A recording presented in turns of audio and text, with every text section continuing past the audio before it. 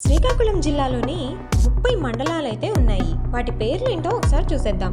శ్రీకాకుళం, గారా, పోలాకి, నర్సన్నపేట, ఆముదలవలస, సరుబుజ్జిలి, బుర్జా, కొందూరు, ఎచ్చెర్ల, లావేరు, రణస్థలం, జి సిగాడం, జలుమూరు, సావరకోట, పాతపట్నం, మేలయాపుట్టి, హిరమండలం, కొత్తూరు, టెక్కలి, కోటబొమ్మాలి, సంతబొమ్మాలి, ఎల్లెన్పేట, నందిగాం, పలాస, సోంపేట, కవిటి, కంచిలి, ఇచ్చాపురం, వజ్రపు కొత్తూరు, మందన.